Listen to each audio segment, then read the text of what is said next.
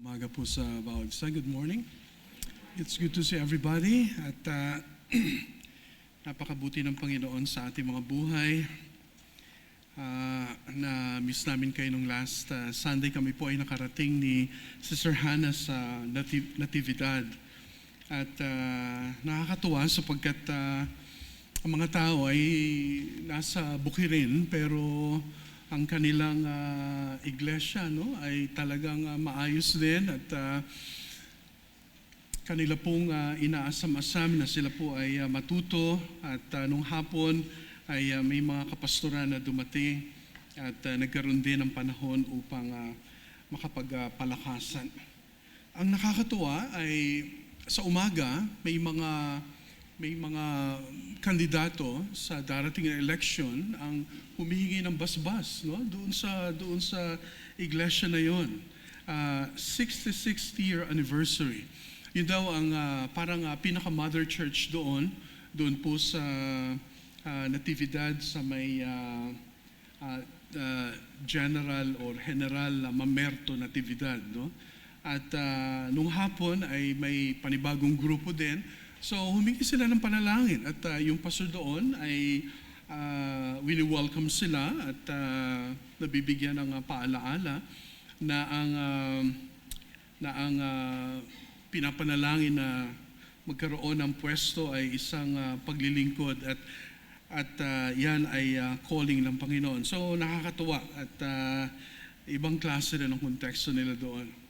At kaya nung pag-uwi namin ay dalawa lang kami ni Hannah pero parang kami ay nagkaroon ng kasama na 5 tao dahil sa dami ng bigas. Okay. Sabi nila, Pastor, sa iyo po lahat ito. At so mga ilang sako yun at yung isa nandyan sa ating kitchen at isang sakong sibuyas. Sabi nila, Pastor, iuwi niyo talaga yan. Hindi matanggihan. Sabi ko, talaga, hindi ba? Kaya alam niyo, yung sasakyan, nangamoy ng sibuyas. So, sabi ko, kaya mamaya kung sino may gustong sibuyas ay babalang dyan, at kuha kayo. Napakasimple ng buhay, pero ang kanilang nais ay talagang, ang kanilang theme ay press toward the mark. Yan. I think kahit saan tayo pumunta, doon man o dito, ay patuloy nating tinitingnan ang pagkilos ng Panginoon sa ating mga buhay.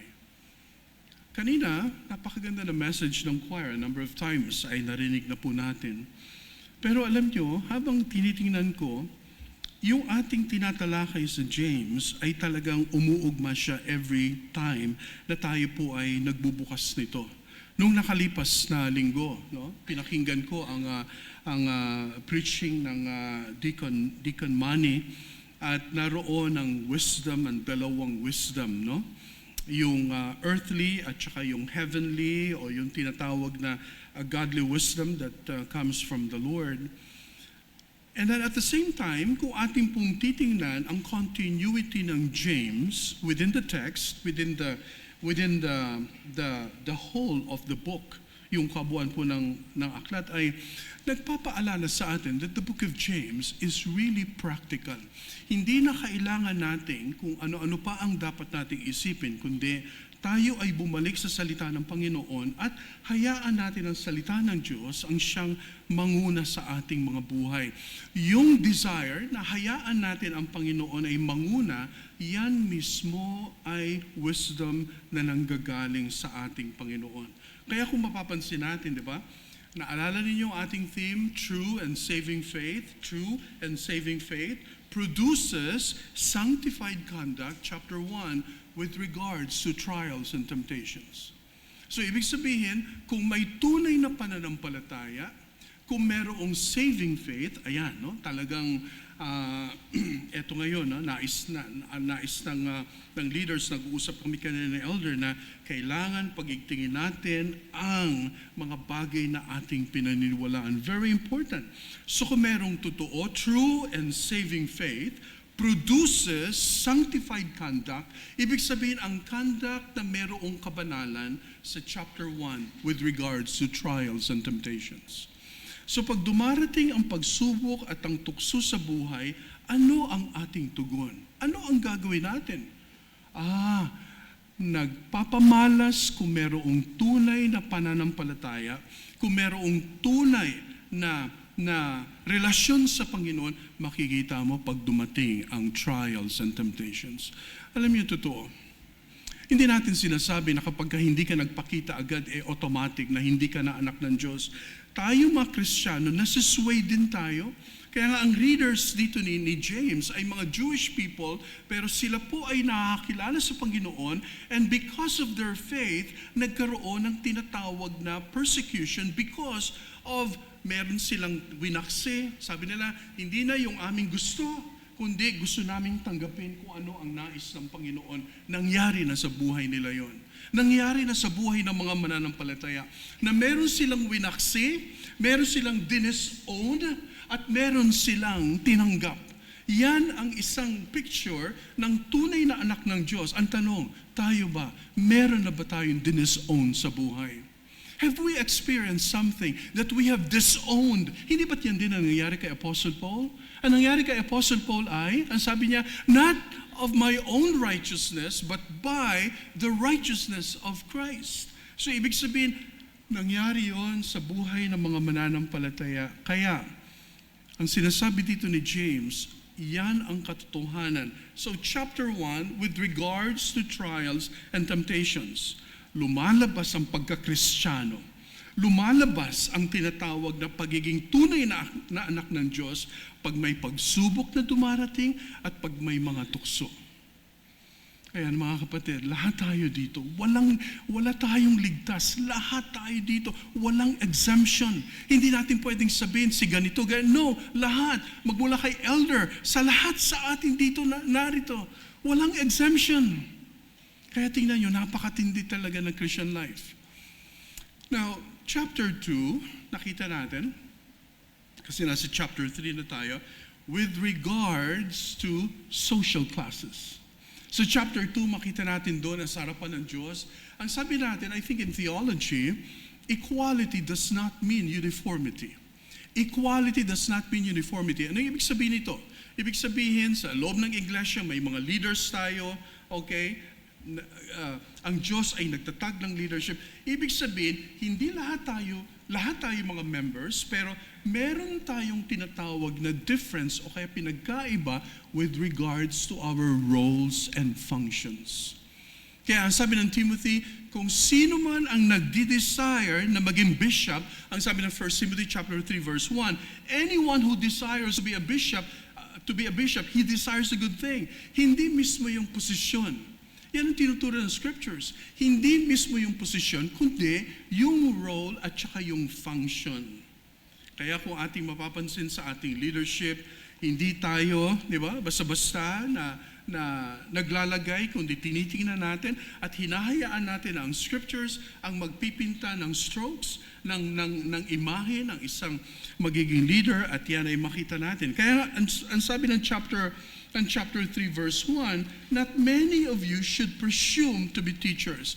Wag kayong magmadali, okay, na magturo. Wag kayong magmadali, hindi lang ito paglilid, no, kundi magturo, my brothers, because you know that we who teach will be judged more strictly. Kaya lumalabas ngayon na ang need natin ay pagdating sa ating paglakad sa Panginoon, ang true and saving faith ay nakikita natin at work. Chapter 1, with regards to trials and temptations. Chapter 2, social classes. Ibig sabihin ng favoritism ay hindi yan ang nais ng Panginoon. Ang favoritism ay hindi dapat makita sa atin. In other words, lahat tayo ay pantay-pantay. But on the other side of the coin, equality does not mean uniformity. May mga leaders tayo na itinalaga ng Panginoon na dapat nating sundin sapagkat they will give an account. Sila po ay magbibigay ng sulit sa Panginoon. At lahat tayo bilang mga mananampalataya. Chapter 3, with regards to the use of the tongue. Kaya itong extension ng pangangaral patungkol sa tinatawag na dangers of speech at saka yung pananalita hanggang sa umabot tayo last time, itong two kinds of wisdom na ito, ay pinapakita ni James na ang Panginoon ay may solusyon. Kaya ngayong umaga, ang title po ng ating pag-uusapan ay The War Within. Merong tinatawag na war. Merong tinatawag na gera. May gera sa ating buhay. Now, ang tanong natin, paano nagkagera? Yun nga ang gustong bigyan ng paalala ni James. Kaya nga, true and saving faith produces sanctified conduct, chapter 1, with regards to trials and temptations, chapter 2, with regards to social classes, chapter 3, with regards to the use of the tongue, chapter 4 na tayo, with regards to the world and worldly possessions. Meron pa ring kinalaman, meron pa ring dugtong, itong tinatawag na speech dito sa chapter 4. So here, the Apostle James, the brother of Christ, well, technically speaking, siya ay brother ni Christ, no? Pero if a person is sent by God, so that's the word. The one who is sent is apostolos. Ibig sabihin, siya ay binigyan ng karapatan din ng Panginoon upang maging siya ay sugo. But then of course, makita natin dito na siya ay merong authority na nanggaling sa ating Panginoon. The Apostle James writes to a community of believers na merong struggles at merong internal conflict. Tingnan niyo, pagka nagsabay ang internal conflicts and external pressures, what happens? Nako, antindi. Di ba, sa buhay natin, internal struggles at merong external problems or pressures. Kaya, yan ang sinasabi ni James dito sa chapter 4. James exposes the root of their problems. Yung root, bakit merong war within? Ano ba ang ugat? Ano ba ang tinatawag na source? Hindi lamang nais ni James na pakiramdaman kung ano yung mga bagay na ito, kundi ano nga ba ang root? Ayan. So James reveals that our desires, fueled by our sinful nature, may desire ka, ang bawat isa sa atin ay merong desire, and then fueled by our sinful nature, yan ay nagli-lead sa tinatawag na conflicts and quarrels. Sa atin, ganyan din ang nangyari. Sa atin, ganyan din ang nangyari. Pero alam niyo ba na may solusyon si James? So una, ang titingnan natin dito ay the war within. Look at your Bibles. Tingnan po natin in chapter 4, verses 1 to 3. What causes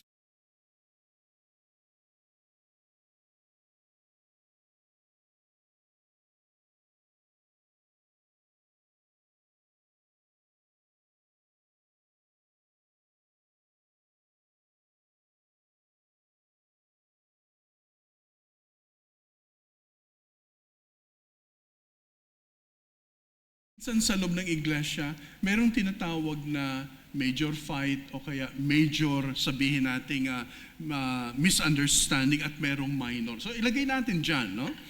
Pero itong bagay na ito ay isang karanasan ng mga tao nung sinulat po ito ni James. Don't they come from your desires that battle?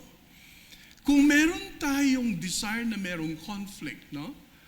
Nabanggit ng Deacon Manny last time, nung si Apostle Paul, chapter 7 is very difficult talaga, no? Actually, maraming views dyan. Pero naiintindihan natin na sa isang mananampalataya ay merong tinatawag na war within. Bakit? Sapagkat bago na siya, ilan ang nature ng isang mananampalataya? Isa na lang. Yan yung new nature. Asan ang old? Wala na. 2 Corinthians 5:17 says, sabi doon, therefore, if anyone be in Christ, he is a new creature. All things have passed away. Behold, all things have become new. So pag sinabing nature, isa na lang, kaya lang, yung new nature na yan, para bagang yung mga remains ng old nature, nandyan pa, pero hindi na sila dominante.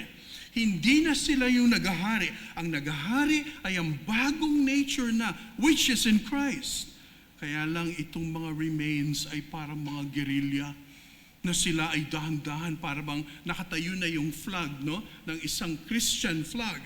Nakatayo na yung flag ng isang believer. Kristiyano na siya, pero may mga guerrilla, no, na dahan-dahan na gustong sirain yung flag na yon, sapagkat ang nagahari na ay walang iba kundi ang bagong kalikasan. Kaya mga kapatid, this is a very important doctrine. Kasi may mga nagsasabi, may mga nagtuturo na merong carnal Christian. Okay? Technically speaking, no. Walang carnal Christian. Dalawa lang. Sabi nila, there is a third classification. May carnal eh. Mananampalataya, di mananampalataya, at saka carnal. Wrong. Hindi yan ang tinuturo ng scriptures. Dalawa lang. If you're a believer and if you are not. Paano, Pastor? Yung tao. Okay? Well, yung taong yan, sabi nga natin, napaka-dangerous ng position niya kasi pwedeng makita natin na deep within siya ay nagsastruggle, pero pwede rin. We do not know. Mahirap sabihin natin, bigyan ng judgment ang tao. Pero kapag yung taong yan ay talagang nagpasya na siya, okay, ay hindi kay Kristo at hindi sa Diyos, yan, makita natin, walang tinatawag na carnal Christian. Siya ay maaring revealed as what? An unbeliever. Kaya ang sinasabi dito ni James, napaka-importante na yung war within na yan ay importante na makita natin because we are. Kaya nagkaroon ng war within because meron ng bagong principle na ibinigay ang Panginoon dahil tayo new creation, pero ang struggle ay hindi natatapos. Ang ating pagsisikap ay hindi nagtatapos. Hindi natatapos. Araw-araw yan. So, in other words, tingnan niyo po ang sinabi ng chapter 4, again, verse 1. Sabi dyan, don't they come from your desires?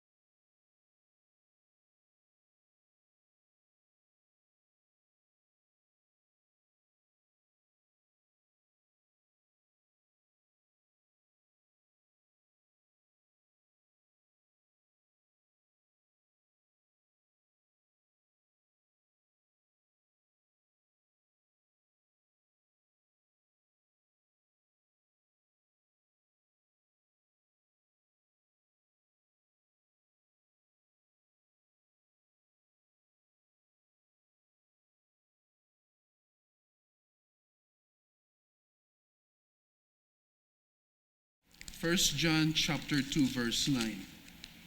Kaya nung napag-aralan namin ito kahapon, parang ako rin mismo nagulat sapagkat, nandito na pala kayo. This is the text na pag-aaralan. So tinapos ko na yung 1 John chapter 2. Kaya sa susunod chapter 3. Kaya tingnan niyo ang 1 John chapter 2 verse 19. Pwede ba natin mailagay yan, Mars, para at least makita na lahat?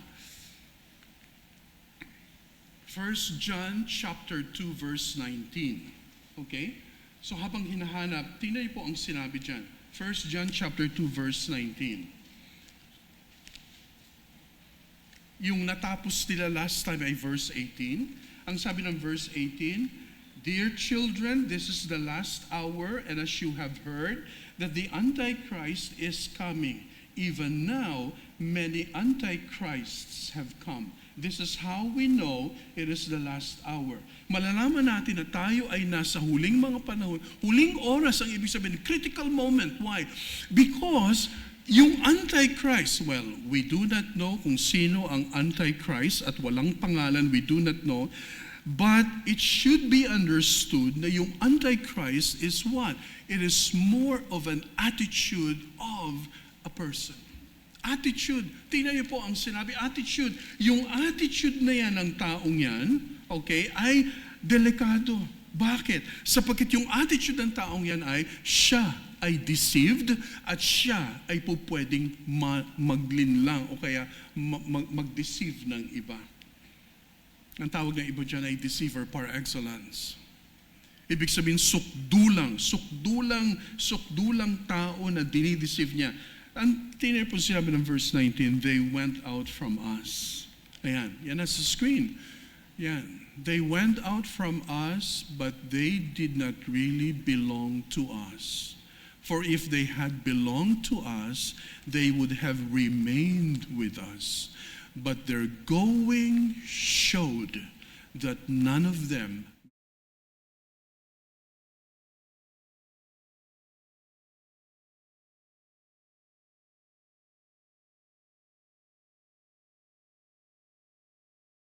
bilang isang iglesia, ito ang text, ito ang sinasabi ng salita ng Panginoon, na maraming mga false teachers around, na ito mga false teachers na ito ay merong na-deceived. At yung mga na-deceived, yan, sila po ay umalis, sila po ay nag-decide na umalis because nais po nila ang kanilang sariling kagustuhan. Tingnan niyo po ang promise, no? Nandyan lang naman tayo. Marvs, pakilagay mo ang verse 20. Look at the word but. The word but in the New Testament, it is so important, no? Yan po ay strong adversative na talagang sinasabi, the top what? Okay? The top what? Ang sabi dyan, but you have an anointing from the Holy One. And all of you know the truth. Alam nyo ang lahat. Meron kayong anointing. Binigyan kayo, if I may say in Tagalog, meron kayong basbas na yung basbas na yan, walang ginamit na holy water, kundi ang blessing, ang benediction na yan ay sa pamamagitan ng katotohanan.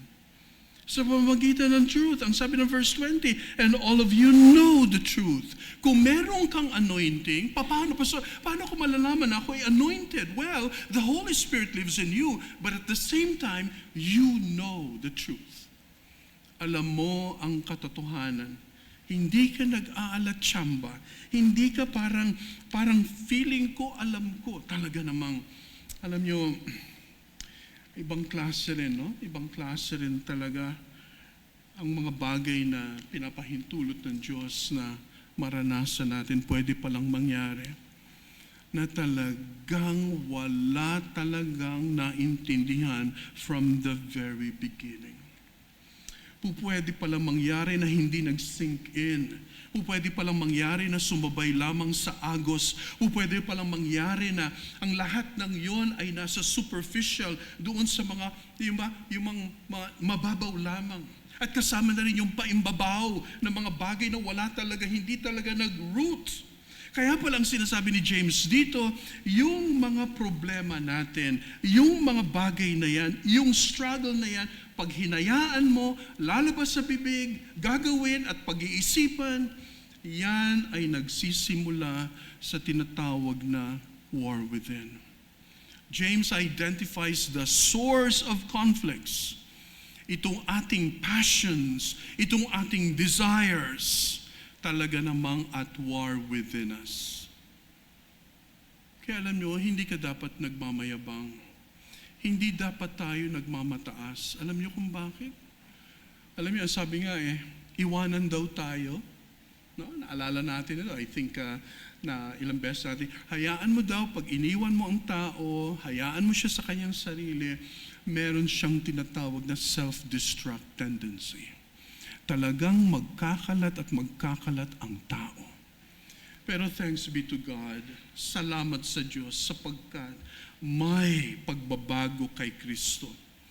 Kaya alam nyo, ang wisdom na sinasabi nung nakalipas, bigyan tayo ng kaisipan, ang wisdom na yan ay ang wisdom na nagmumula sa isang malalim, mataas na pagkilala sa Panginoon, that high view of God, at yung view na yan ay nag-create ng holy fear sa atin. At ang fear na yan ay all the more na hinihingi natin, na sinasabi natin, Panginoon, ako kasi kung ako lang, kung sa akin lang, kung ako lang sa aking sarili lang, wala akong magawa. Lord, the fear of the Lord is the beginning of wisdom. Kaya po yan, napakaliwanag ng sinasabi, the war within, nanggagaling. Pag sinabi nating desire, nabanggit ko ito last time, no? Si James ay napaka-careful niya kapag binabanggit niya ang desire kasi most likely, it falls on what we call evil desire. Mag-ingat ka sa iyong desire. Mag-ingat ka sa iyong tinatawag na longings. Mag-ingat ka sa iyong tinatawag na hangarin. Di ba, ang sabi nga natin, by nature, we all long. We desire. Pero yung ating desire, okay, ay nagiging sinful, okay, sapagkat ang ating bent, tayo po ay makasalanan, so yung ating desire, nagiging lust, okay? Kaya, yung konteksto ng desire dito, actually, ay po pwede siyang maging lust, sapagkat evil ang kanyang inclination. So, pag sinabing ang tao ay merong desire, yan ang kanyang bent. Kumbaga, parang may killing, yan ang kanyang bent, at ang kanyang bent inclination ay lumayo sa Panginoon. Naalala natin ang psychology of temptation from James chapter 1? Naalala natin yun? Saan nagsisimula? Sa isip talaga. Ibang klase talaga. Kaya kung hindi tayo magbabantay, kaya alam niyo yung covenant natin, patuloy nating binabasa, kasi nga hindi tayo ay nanggaling sa isang buhay na ang bent natin ay talagang hindi maganda. Sabi nga natin, salvation is fourfold, from the power, from the penalty, from the presence, and from the pleasure of sin. Imagine yung apat na yun. Thanks be to God, sapagkat merong Romans 3:23, ang sabi doon, for all have sinned and come short of the glory of God. Romans 6:23, for the wages of sin is death, but the gift of God is eternal life through Jesus Christ our Lord. Pero alam nyo right now, yung power, yung penalty, nalampasan na natin. Yung power, salamat sa Diyos sapagkat hindi na dominante yung ating pansariling kagustuhan. Ngayon, yung pleasure, dahan-dahan na inaayos ng Diyos hanggang sa yung ating appetite sa kasalanan ay dahan-dahan na mawawala. Pero alam nyo, hindi pa tapos. Walang pwede magsabi, Pastor, wala na akong panlasa sa kasalanan. Very dangerous. Pero hindi natin ginagawa itong parang lightly. Ibig sabihin, ang bent mo nandyan pa rin, pero kung ikaw ang tatanungin, sasabihin mo, do you still desire to sin? Of course, you will say, hindi na. Oo. Pero we fall, we commit mistakes, nagkakamali tayo. Pero ang solusyon ni James, yamang lamang na tayo po ay may war within, minsan nagpapakita ang ating tinatawag na sinful bent, ang solusyon ni James. Alam niyo kung ano? Magpakumbaba. Yan, pakita natin. So the first thing is the war within. The war within. So nakita natin, no? Ang sabi ng verse 3, dugtong natin, when you ask, you do not receive. Ayan. So, yung mga desires daw natin, meron tayong legit na mga desires, meron tayong mga desires na okay naman. Pero ang sabi dito, when you ask, kung tayo ay humihingi, naalala yung sabi ng James chapter 1 verse 5? But if you lack wisdom, let him ask of God. Parang sinasabi ng Panginoon, pag may kailangan, humingi sa Panginoon. Pag may kailangan, pag may need, hingi natin sa Panginoon. Tama yun. Maganda yun. Kaya nga, Pastor, yun ang ginagawa ko. Pero, Pastor, parang hindi naman binibigay ng Diyos. Parang hindi naman totoo yung sinasabi ng chapter 1, verse 5. Mga kapatid, tingnan mo yung context. Ano ba yung context sa chapter 1, verse 5? Ang context ay, kapag tayo ay nakakaranas ng pagsubok at ng temptasyon sa buhay. Ang sabi ng verse 5, if any of you lacks wisdom, hindi ba natin alam kung paano i-navigate yung ating buhay pag nandun na tayo sa tinatawag na deep waters? Anong ating gagawin kapag nandyan ka? Kahapon, naalala ko, there was a time, kabatch ko syempre sa Pasay City South High School, kilala yan na marami mga jeprox, marami mga hippies, marami mga nagda-drugs, kaya yun ang kultura, no? Diyan sa Villam, wala pa no yung NAIA Terminal 3. Wala pa yung NAIA Terminal 3. Yung NAIA Terminal 3, alam niyo, mga barracks doon yan. At talagang kung sino pa yung mga anak na sundalo. Alam niyo, naalala ko, I was invited. Ang tawag naman sa akin ng mga tropa, Pastor, ba? Talaga may galang din, no? Pero Pastor, pwede ko bigay ng inspirational talk. Well, there was a time. Naku, alam ko na mangyayari. Pag tinanggap ko ito, inspirational talk, alam ko na, pagpasok ko pa lang, patong-patong ang mga inumi ng mga cases. Alam ko na. So, sabi ko, Lord, bigyan mo ako.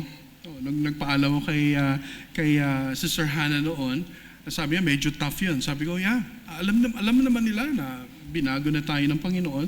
So pagdating doon, tinanong ako, Pastor, may pagka-aloof na, pero syempre dahil ka-batch, parang tropa pa rin. Sabi niya, Pastor, ano bang gusto niyong gawin? Mag-speak muna kayo bago yung party, o party muna, saka kayo mag-speak. Syempre, alam ko na kung anong pipiliin ko. Diba? Speak muna bago yung party. Kasi alam ko pagka mag-speak ako, kunyari, after ng party, ay wala na ako wala na talaga, at say, wala na. Pero ang sabi ko, sige, speak muna ako bago yung party. Buti na lang, kasi habang nakaupo ang lahat, syempre, nandun sa table, may mga drinks na, ganyan. And I was thankful sapagkat alam nila na may pagbabago, parang ang nung nagpaalam ako, alam na nila okay Pastor, sayang, no? Hindi ka na magstay. Alam naman nila yon. Pero sinabi ko lang na hindi ako makaka-stay sapagkat ganito, ganyan. But I was able to share. In other words, ang point na nais ko ay, alam na dapat ng ating pong mga nasa sphere of relationship na tayo po ay may pagbabago na sa buhay. Kaya kung tayo po ay merong navigating on that, no, medyo mahirap. I won't actually advise you to do that, o kaya minsan may mga panahon na hindi wise, pero I took the opportunity na makapag-share. Pero syempre, alam ko na. But kapag hindi natin alam kung anong gagawin because of our desires na nandyan lang na dapat patuloy na immortify, patayin every day, i-crucify every day, i-deny ang sarili. Alam nyo, may wisdom din ang Panginoon. Dito mismo sa James chapter 4. Pero bago yan, tingnan nyo, yung war within ay nagkaroon na siya ng tinatawag na in a way, nagkaroon na siya ng bakas sa ating mga buhay. Look at verses 4 and 5. You see here, the danger of idolatry. Hindi lamang yung war within, dagdagan pa ng tinatawag na the danger of idolatry. Look at verses 4 and 5. Tingnan niyo po. You adulterous people, don't you know that friendship with the world is hatred toward God? Anyone who chooses to be a friend of the world becomes an enemy of God. Tapos sabi ng verse 5, or do you think Scripture says without reason that the Spirit He caused to live in us envies intensely? Now, dito makita po natin ang matinding desire na kung saan pag hinayaan natin, ayan, pwede siyang mag-manifest sa tinatawag na yung bent na yan ay pwedeng tumangkilik pa. Pero thanks be to God sapagkat tayo ay mananampalataya na. Ang sabi dyan, you adulterous people, don't you know that friendship? Now, yung idea po ng friendship dito ay isang kaisipan na napaka-importante. We are no longer intimate with the world. Sa lesson ng Saturday Bible Study, nadaanan na yung 1 John chapter 2 verses 15 to 17. Ano yung sinasabi doon? Love not the world. Huwag mahalin ang mundo. Love not the world, neither the things that are in the world. For all that is in the world, the lust of the eyes, the pride of life, the lust of the flesh, the lust of the eyes and the pride of life, lahat yan ay hindi kalooban ng Diyos. And the world is passing away. Hindi magtatagal ang mundong ito, darating sa tinatawag na judgment and it will pass away. Kaya ang sinasabi ni James ay, napaka-dangerous. James highlights the consequences, yung consequence pag inalaw ng tao ang desire na yan na hindi niya chinek. Ano nangyari? Idolatry. Adulterous people. Kaya, again, James was talking to the first reader, yung mga unang recipients nito na talagang dahil sa kanilang attachment to the world, lumalantad na merong hatak ang idolatry sa kanilang buhay. Sila po ay consumed by their own selfish ambitions, leading to destructive behavior. Na yun ang sinasabi ng naunang mga verses. Kaya kapag ang tao, pag hinayaan niya yung kanyang desire na hindi ma-check, nag-lead yan sa idolatry, yung idolatry na yan ay nagiging isang destructive na behavior sa buhay ng tao. Ina-idolize mo ang isang bagay. Ina-idolize mo ang isang tao. Ina-idolize mo ang bagay na yan. Kaya maliwanag na sinasabi ni James, teka, we are not telling that that person is bad, that evil, bagamat ang tao yung makasalanan. Ang point ni James ay, ano ba ang ugat ng mga ito ay sinful desires. Maling hangarin sa buhay. Alam niyo minsan, pupwede pa lang, no? Pupwede pa lang, we can sound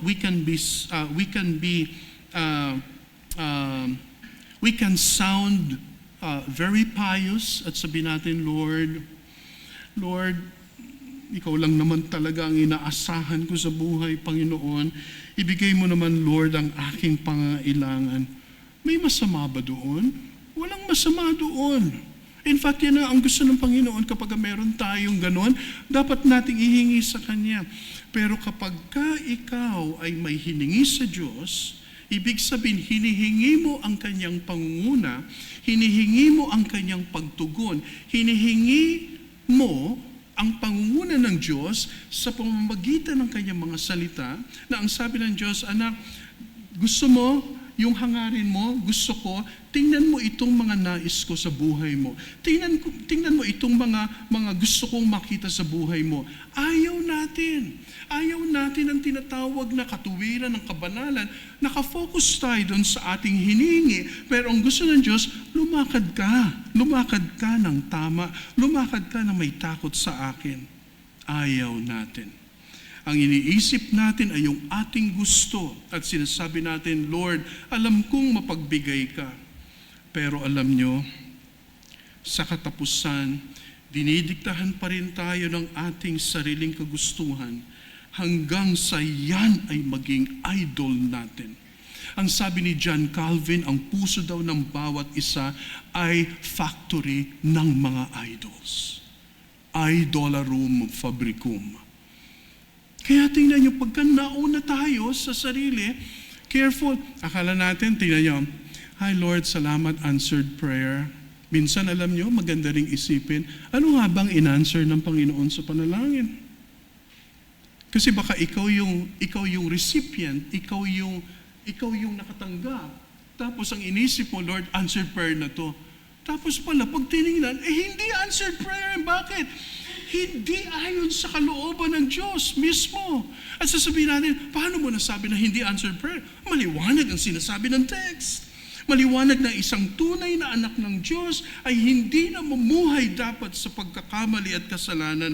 Tapos sasabihin mo na yan ay kalooban ng Diyos at answered prayer. No. Kapatid, maging maingat tayo na mag-conclude sa mga bagay na yan. Pupwede pala na yung iyong pagsabi, parati, diba, minsan parang answered prayer, pero maganda rin talaga na usisain natin, ano ba ang sinagot ng Panginoon? Paano ba sinagot na? Alam mo ba kung ano ang hinihingi mo?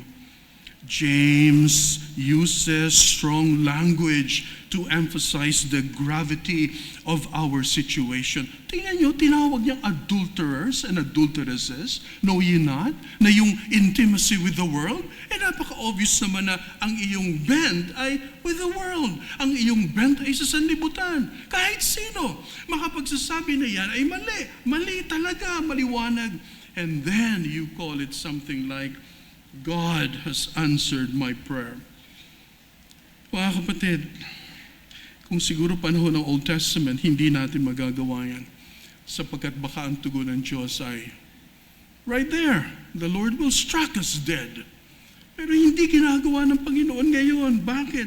Kasi gusto niyang ma-realize natin ng husto na yung ating paglakad sa Kanya ay dapat natin talagang binibigyan ng pansin.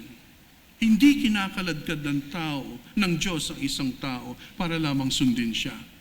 Halika dito, sumunod ka.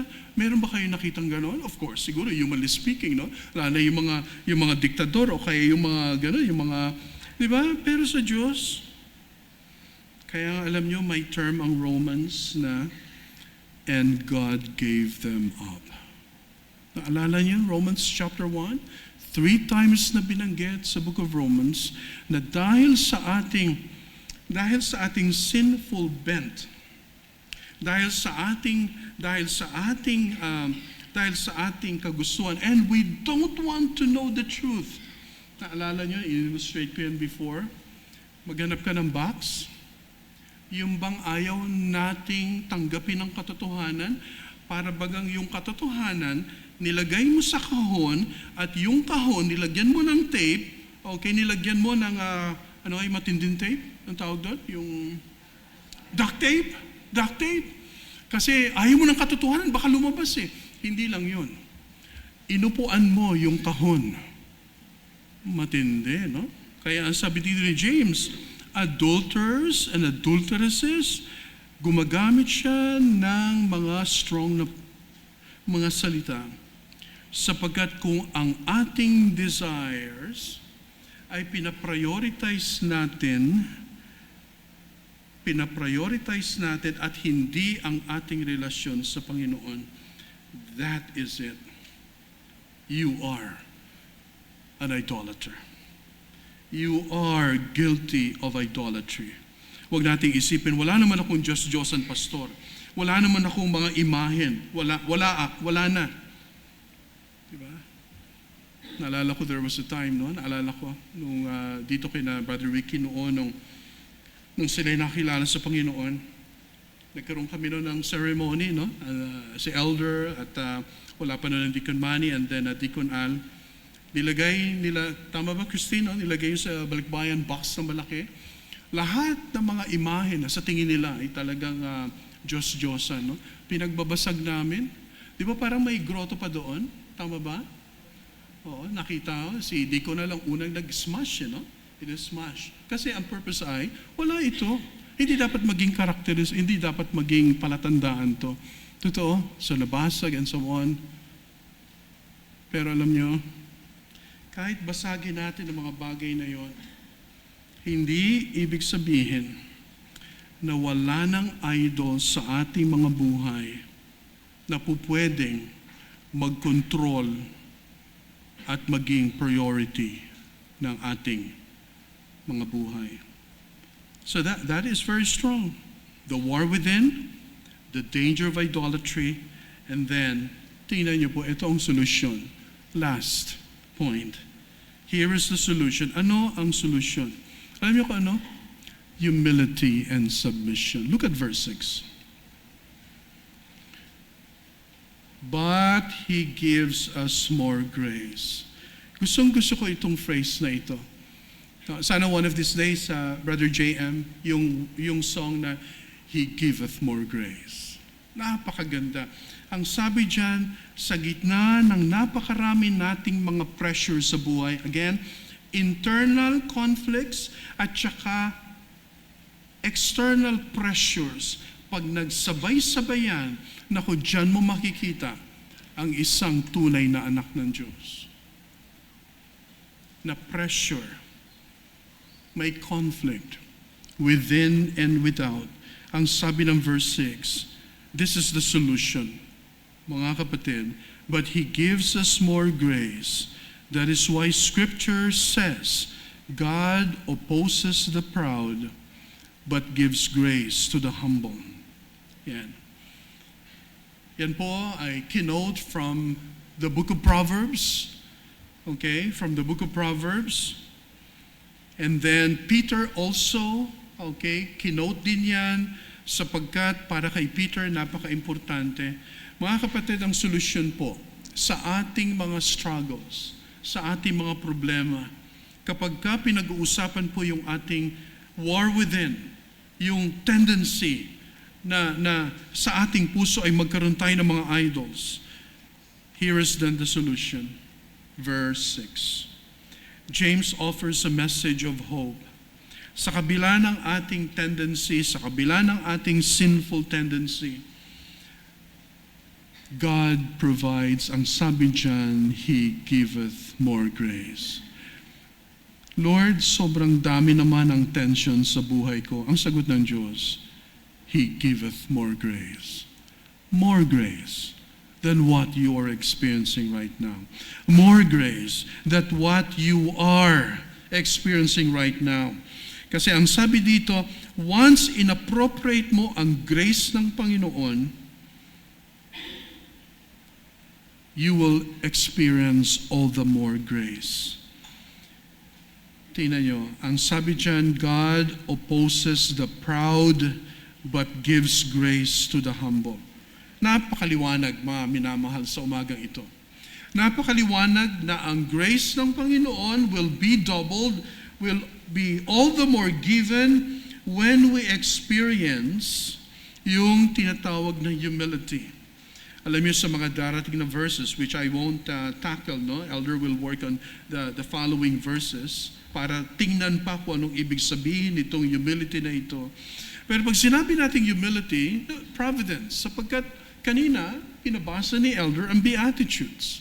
Ang sabi doon, blessed are the poor in spirit, for theirs is the kingdom of God. Ano po ang ibig sabihin ng humility? And even blessed are the meek, for they shall inherit the earth. Anong ibig sabihin nun? Ito mga kapatid, solution, humility and submission to God. Do you feel like you are spiritually bankrupt before the Lord? Lord, wala akong magagawa kung wala ka sa buhay ko. Ayan, that's it. That's the understanding. God opposes the proud, but gives grace to the humble. What does it mean to be humble? When you experience your spiritual bankruptcy before the Lord, na wala kang pwedeng sabihin, Lord, now, hindi masama ang mag-glory sa maraming blessings ng Panginoon. Pero at the end of the day, ang sinasabi natin, Panginoon, wala pa rin. Lord, yung mga naipaglingkod ko sa iyo, Panginoon, yung mga nagawa ko sa iyo, yun ay dahil lamang sa iyong biyaya. At kung wala ang biyaya mo, I am bankrupt. Do you feel that? Meron ba tayong spiritual bankruptcy na naranasan sa buhay natin? Not only that, but it is actually understanding that, kumbaga, you want to have that deepest form of repentance sa buhay. Ano yun? Sorrow. Sorrow over sin. Sorrow over the nature of sin. Hindi lamang sa consequences. Maraming beses, minsan ng mga bata, pag dinisiplina mo, iyak ng iyak, bakit ka umiiyak? Kasi dinisiplina mo, hindi mo, okay, kunyari, may rule na ganito, hindi ka makakagamit ng iyong, sabi natin, gadget. Iyak na iyak. Ba't ka umiyak? Kasi hindi na ako makagamit. Hindi niya na-realize na yung batang yon kung ano ang ginawa niyang pagkakamali. Hindi lang yung pag-withhold mo ng gadget, kaya dapat umiyak yung bata. The reason why he or she is crying because nag-disobey siya sa kanyang mga magulang. That is this humility. This is the humility. He gives grace to the humble. Those who have the spiritual bankruptcy, those who acknowledge that deepest form of repentance na talagang para sa kanila, Lord. Naalala ko merong paborito ang Kuya Dar, no? Naalala ko, naawit noon yung bang, ang sabi niya,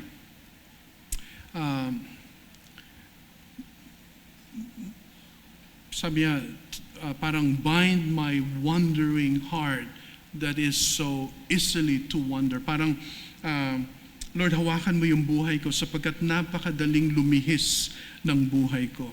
And I think that's the essence. No? Mga kapatid, humility and submission. Now, meron po isang, let me close with this. Tiningnan niya ang isang farm one day. Ang sabi niya, and I have, alam niyo ba nakakatuwa, no? I have shared this before, and I believe, if you remember Ate Betty and Deacon Al, si Tanya ay minemorize ito at binanggit niya ito dito sa harap, no? Pati ang Ate Thelms. Alam niyo kung ano? Ito, no? Listen to this. Ang buhay daw na isang Kristiyano ay parang isang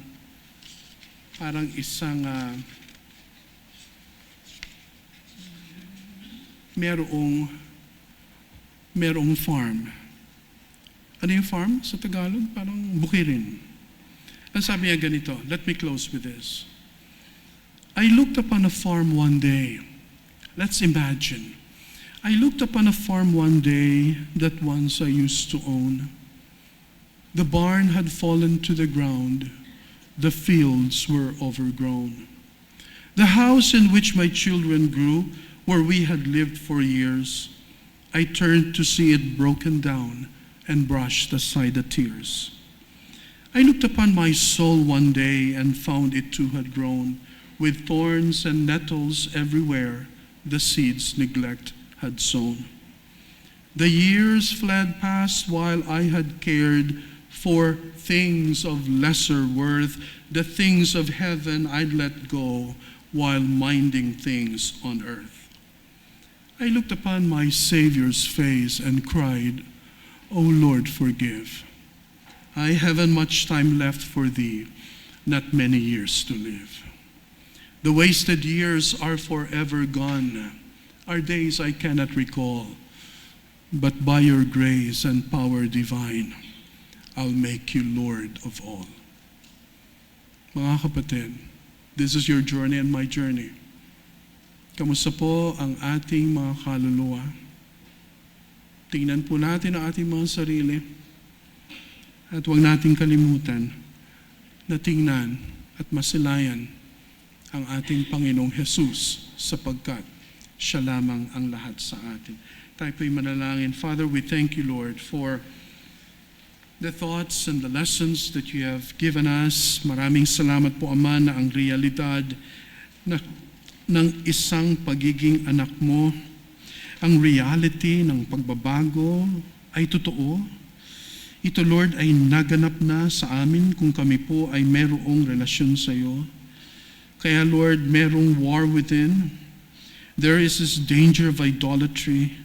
Pero, Panginoon, salamat sapagkat merong kang kaparaanan, merong kang solusyon. At ang solusyon ay walang iba kundi humility and submission.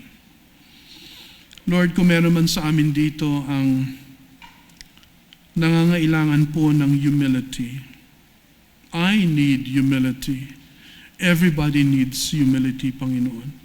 Kung ito po ay hindi nakikita sa aming mga buhay, maaring ito po ay isang maliit o kaya simula ng isang buhay na maaring tatalikod sa iyo balang araw. Lord, sana huwag mangyari. Lord, sana kami po ay nagpapaturo. Sana kami po ay nagpapamalas ng pagpapakumbaba sapagkat ikaw naman ang tampok sa aming buhay. Hindi kung sino man, hindi kung anumang sitwasyon o kaya kaganapan, kundi ikaw lang, Panginoon, sa iyo kami nagkasala. Ikaw lamang ang dahilan kung bakit kami naririto. Kaya mainam lamang, O Diyos, na sa iyo po namin unang-una sinasangguni ito at ayusin sa pamamagitan ng kaparaanan mo sa isang iglesia. Lord, thank you. This is our prayer in Jesus' name. Amen.